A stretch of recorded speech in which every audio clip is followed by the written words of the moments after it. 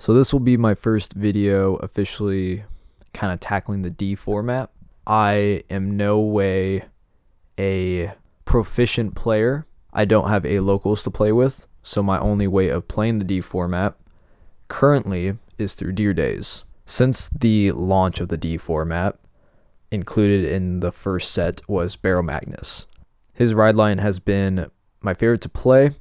It has been my favorite to learn about new combos and new lines. As of recording this, BTO7 has been added to Deer Days, which means Doll has also been added, which is a huge buff to the current Baro build. But as it is now in Deer Days, it is competitively viable. So I do think you can climb with this deck. I just kind of want to show how I go about it, and hopefully you can get something out of this and I'm not just talking into a void. So just like a Bladewing Reggie build, we are going as fast as we can to soul charge to 15 soul. This is because at 15 soul, Baro's alt is unlocked. Baro's ability is on attack, counterblast 1, and depending on the number of cards you have in your soul, he unlocks a new ability. If you have 5 cards in your soul, you draw a card. Once you are at 10, he gets plus 10k and a crit. Once you are at 15, he puts all rear guards into soul, including your opponent's. Then you are allowed to call out 2 cards from your soul and place them on rear guard. These units get plus 10k. Obviously, the 15 soul is the strong reason that we are playing Baro in the first place, so getting to this is kind of the main objective. So if we look through the deck list, obviously everything that we're playing soul charges. Flaming Pony is kind of a standout card in the deck. He is D format's Dimension Creeper. I like playing it in the ride line more than Deep Sonicer. They both equal in the same amount of soul charging that they do. They both add 2 to the soul if you count themselves.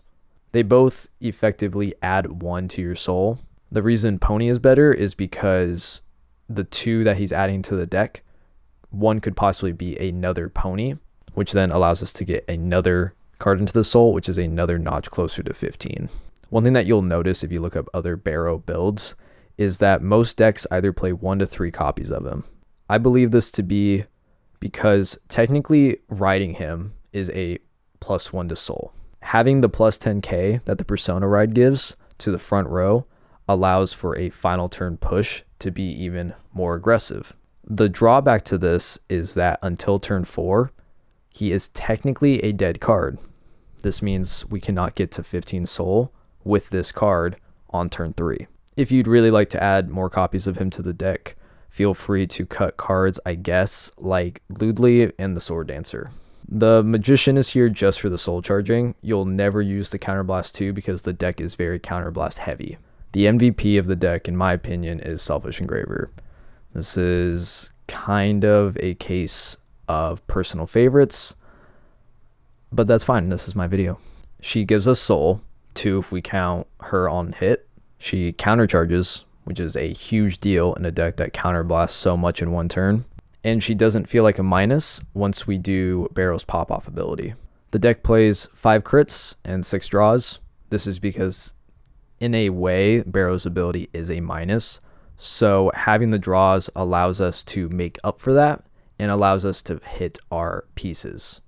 The deck is very piece reliant, as you can probably assume. So the consistency that draws gives us is a real boon to the deck. I would play more if decking out wasn't a problem. And the crits are nice because, as you'll see, our rear guards get ginormous. Now, when it comes to piloting the deck, the first place I guess we'll start is an opening hand. What are we mulliganing for? We really want 1 pony. This is so our grade 2 Spartan has a effectively soul charge 3 ability.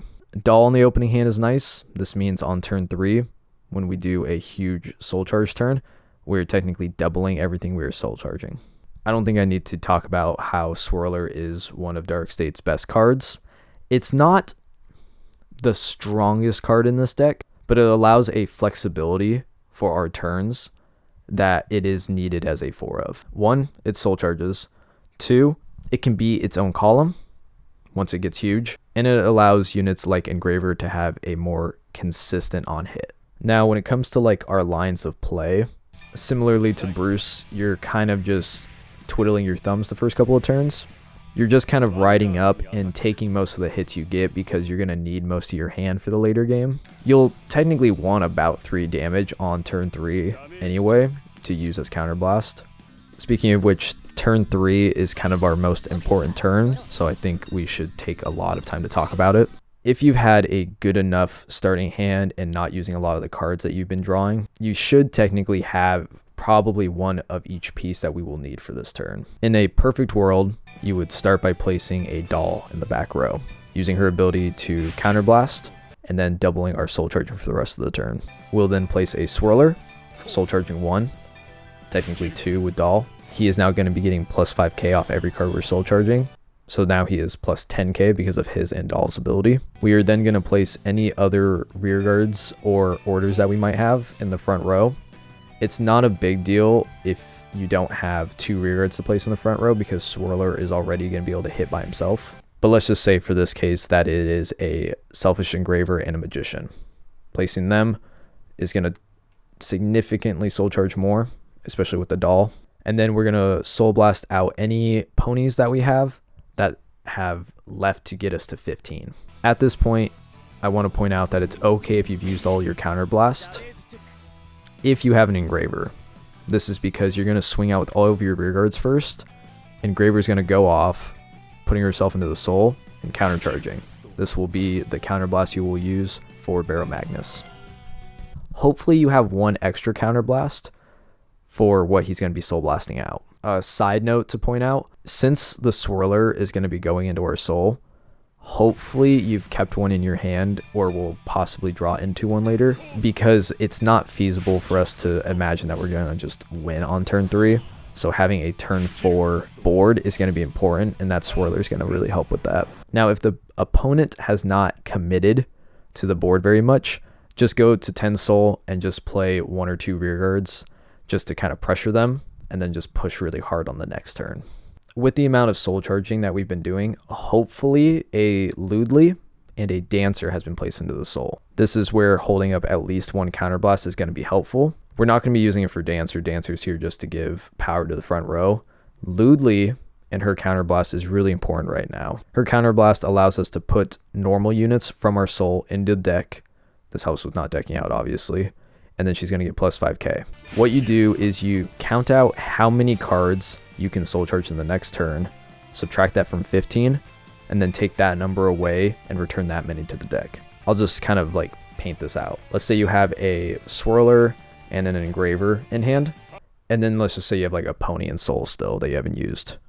That is at least 3 soul charging. This means you can lower your soul down to 12 and then be able to soul charge 3 the next turn to do them again. Let's say because Barrow has sucked in 4 rear guards, that we are at 19 soul. This means we can then return 7 units from our soul into deck and still be able to pop off next turn. This means that we will be able to give Ludley plus 35k. This is a 55k rear guard with Barrow's plus 10k. I mean, technically, if you've been keeping track of your opponent's PGs and we're going for like really final game push, I guess you can like return almost every normal unit back to the deck. But at that point, we're just kind of doing like a win more strategy. So when playing this deck against the meta that I've run into, obviously any deck that uses their soul will love playing against us. We're giving them resources in a way, technically. They're not going to be as negatively impacted by these units going to their soul. Some decks want their cards going to the soul. Like Tamayura, obviously those dolls are going to the soul either way. They don't care if you're going to be using counterblast to do it. No matter who you play against, they're going to be using their intercepts as an effective way of guarding, because either way they're leaving the board. Might as well make use out of them. A deck that commits a lot to the back row, like off the top of my head, I guess like a Bastion, are going to have to either play around with us or lose their pieces. Either way, we'll take it. Now, my final thoughts. Like I said, this is my favorite D deck. I just really wanted to talk about it. I call it day one because I've been playing it since day one. And until they make something that matches me more aesthetically with a similar play style, I'm probably going to stick with Barrow for quite a while. The combo of like Turbo Soul Charge, like a Reggie, and the multi-attack use of Soul, kind of like a Pale Moon, makes you feel like a god when your opponent has lost 4 rear guards and then has to use their entire hand to guard against all your giant rear guards. Since the deck is technically hard to misplay, since you're kind of playing your own little sub game, it makes me feel like less of a novice each game, since I'm kind of fulfilling my own little side quest. So even the games that I lose, I can be like, well, I got to 15 soul twice, 3 times, whatever. I did what I wanted to do. If you'd like to support me, you can hit up Triple Rare. Just did my first like official collab with Unlimited Works. It was really cool to work with somebody who actually wanted to put work into the designs and products in a way that I like to work. That's about it. I never know how to end these. That's all I got. Technically, here's some gameplay footage, I guess, because I guess people like those. I don't know why.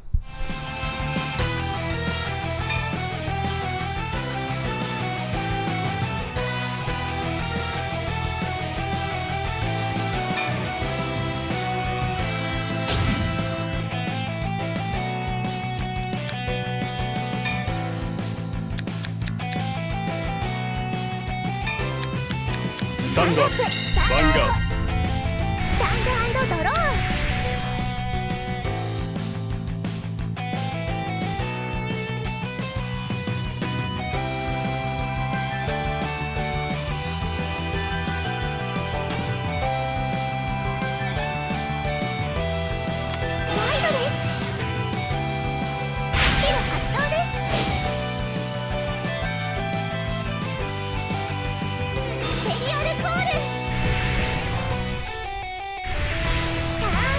僕のターン、ドロー。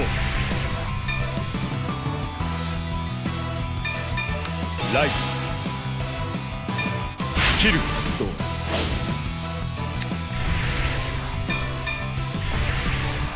ヴァンガードにアタック。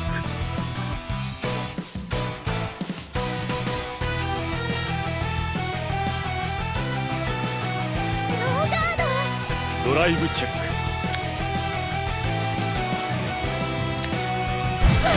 ダメージチェック。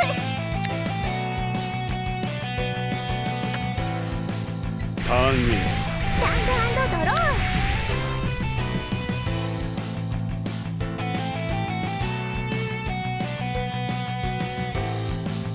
ライドです。スキル発動です。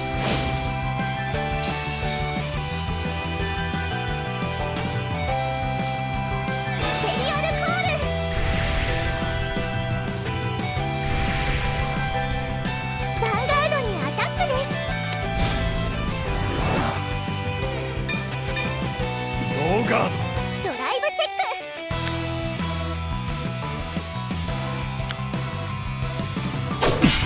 ク。ダメージチェック。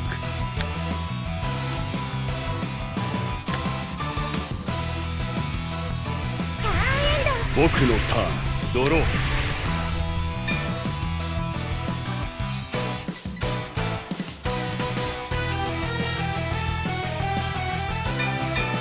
ライト。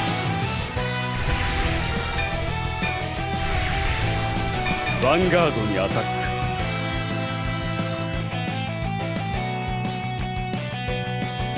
ノーガードです。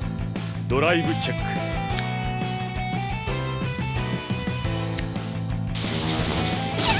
ダメージチェック。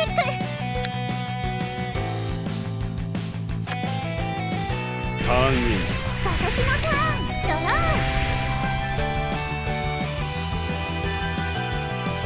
響け満開の大道芸、リアノーにライド。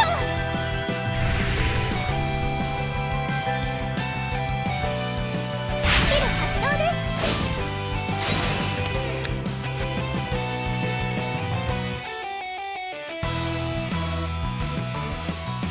スペリアルコール。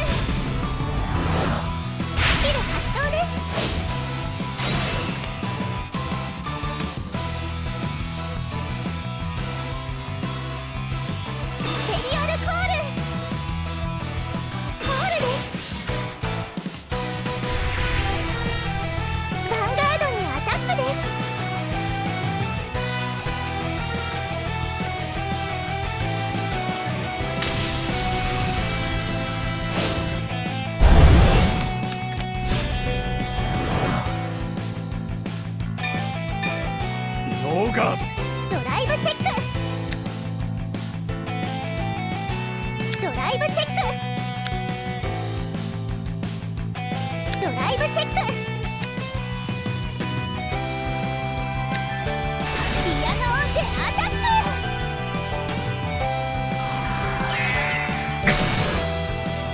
ダメージチェック。クリティカルトリガー。クリティカルプラスパワープラススキル発動。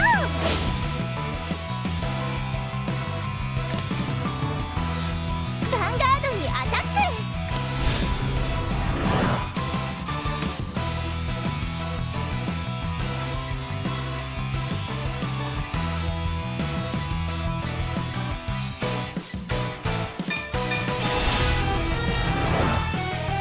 ガード。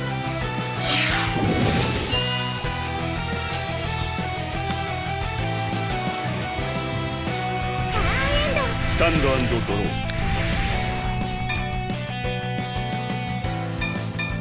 ライド。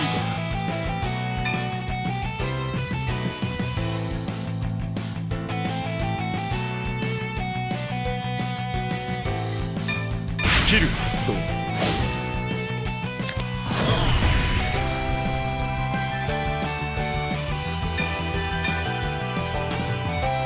コール。スキル発動。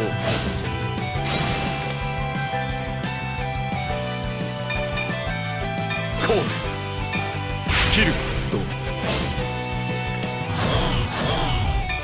スキル発動。パワープラススキル発動。パワープラスオーダー発動。スキル発動。パワープラススキル発動。パワープラススキル発動。パワープラススキル発動。パワープラススキル発動。パワープラス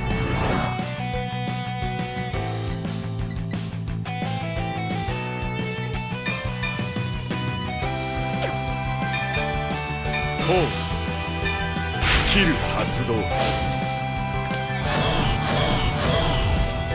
スキル発動。パワープラススキル発動。パワープラススキル発動。パワープラス4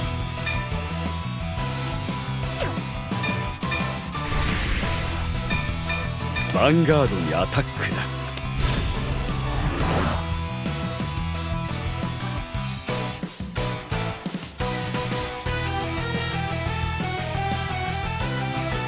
ノーガード。ダメージチェック。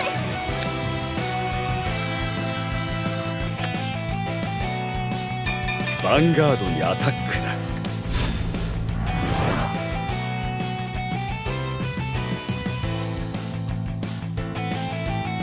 ノーガードです。ぶっちゃけピンチだけどダメージチェック。クリティカルトリガー。クリティカルプラスパワープラススキル発動。スキル発動。パワープラススキル発動。パワープラススキル発動。ヴァンガードにアタック。スキル発動。パワープラスクリティカルプラス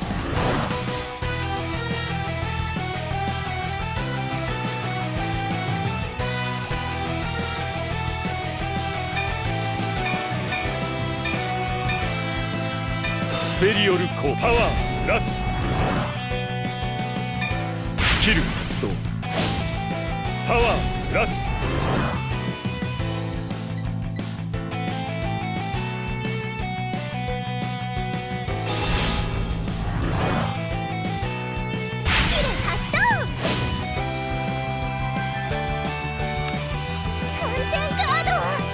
ドライブチェック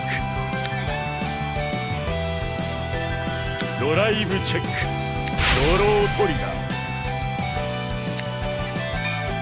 パワープラス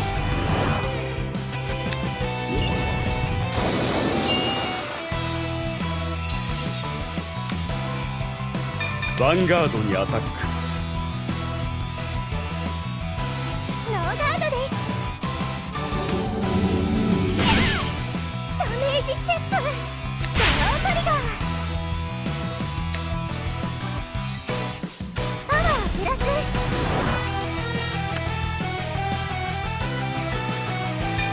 スキル発動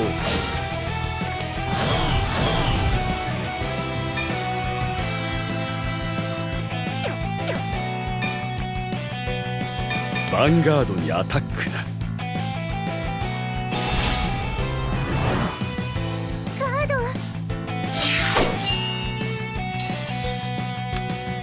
ターンイン私のターンドローここで私の音色ペルソナライド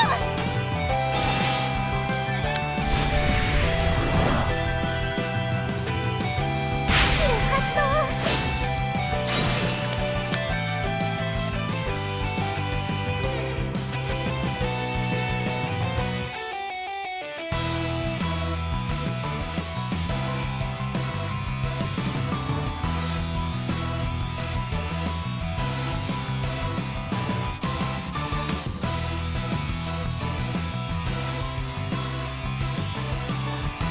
ペリオルコールスキル発動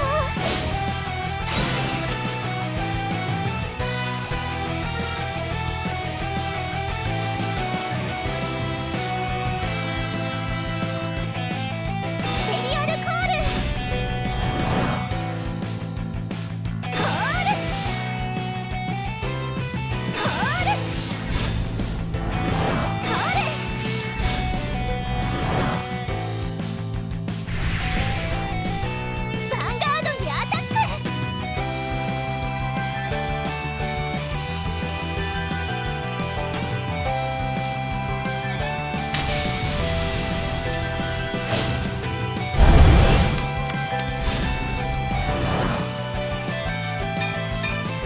ノーガードライブチェックドライブチェックドライブチェッククリティカルトリガー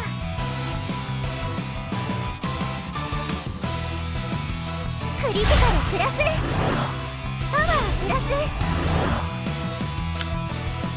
リアのオンでアタック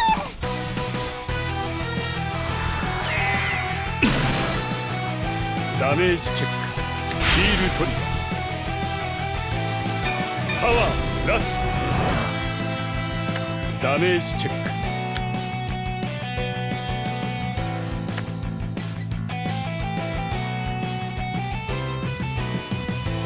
キル発動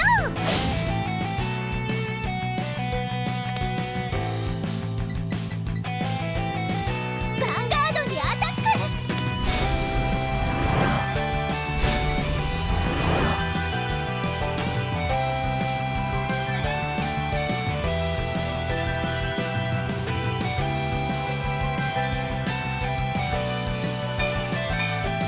ノーガードダメージチェック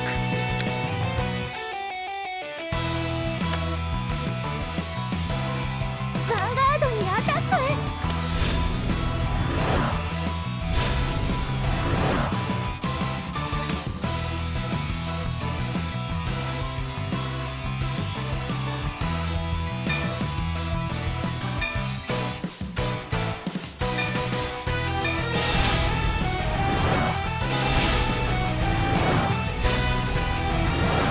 ガード。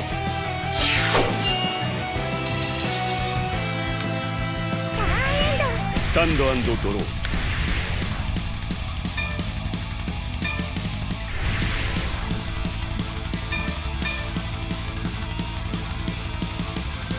コール。スキル発動。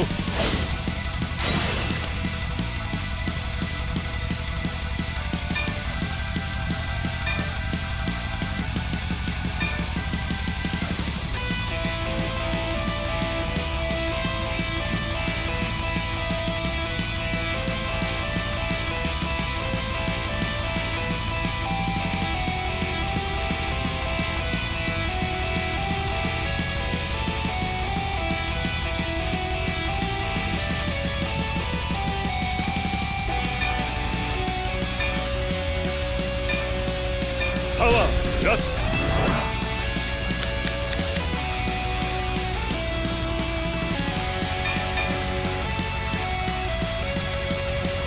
コール。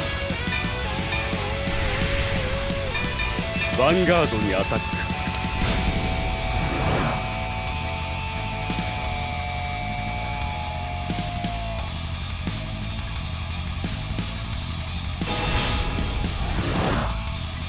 インターセプト。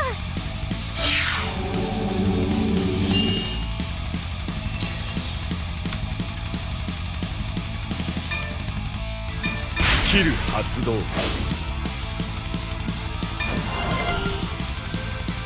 ヴァンガードにアタック。